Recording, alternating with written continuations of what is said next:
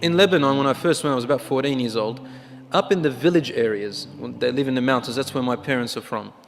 The village areas had this strange and weird belief that people who used to be practicing good Muslims, they called them walis, awliyas, the saints.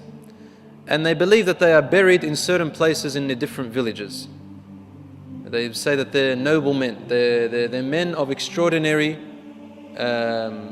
characteristics that are different to the normal human being. They have some karamat, that Allah has blessed them with certain miracles that they can do that no one else can do. And this stayed in their mind. And so in our village, my father's village, we had a huge grave. And in that, they called this person in the grave a Nabi Marmar. Marmar prophet, he was a prophet, right? He was meant to be a prophet, and they called him Marmar, which is a Christian name. They called him Marmar. Allahu A'lam, if there's anything really buried in there, I don't know. But it's a huge grave, probably about maybe 4 meters long. And people take their children there to be cured. They go there and pray around the grave, thinking that their prayer will be accepted more, or they make supplications at the grave. Now the weird other belief was that there were trees around it, and you're not allowed to cut any branch off, because if you cut the branches off, right, this person in the grave is going to come and choke you at night. I've never heard of this before in my life. I get up there and they've got this weird belief. Where did they get it from? Allahu A'lam. Now when we started to teach them that this is absurd and that this is not what the Prophet ﷺ taught us, and we brought them all the logic. For example, I used to say to them, 14 years old, it's quite logical. I said to them, look, if he's really a good man, then he'd want us to use these branches because we're cold and we need to bathe and we need to use it to cook and clean. What does he want with all these trees? And he's probably in Jannah now. What does he want with all this garden over here? They go, no, it's sanctioned to him, you can't touch it. So if he's a good man, why would he want to choke you? If he was living, he wouldn't do that. And so on and so forth. When you go and pray at his grave, he needs you more than what you need him. He's dead.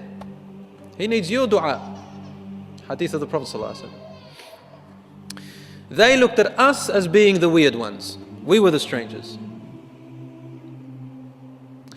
I remember once, my grandmother wanted some water to bathe in. It was a Jumu'ah, and I wanted some water. And we didn't have any wood. Up there's no gas, so we had to light up some wood. And what I did was, no one would listen to me, so I gathered up about maybe 6-7-year-olds. I said, come up with me to the top, we're going to get some branches, man. There's no branches anyway. So we went up to where the grave was.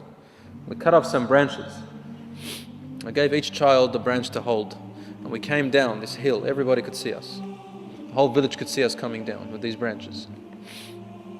And I said, scream out, Allahu Dar, Allahu Nafi'. Allah harms and Allah cures. Allah is the one that prevents harm. Allah subhanahu wa ta'ala is the one that benefits. The whole village stopped.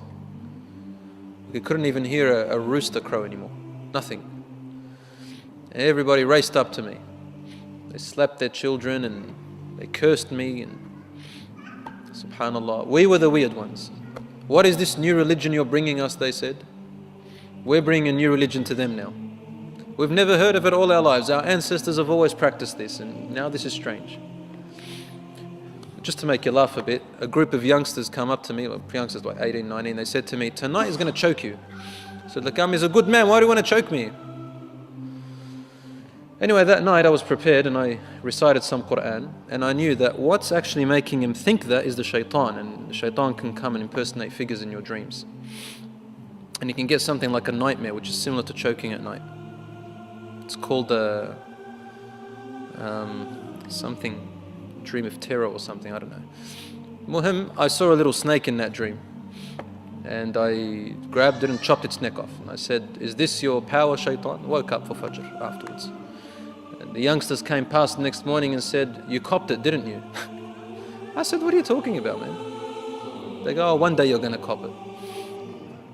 Alhamdulillah, now the village has changed. But I'm just illustrating to you that over there, the religion is strange to them.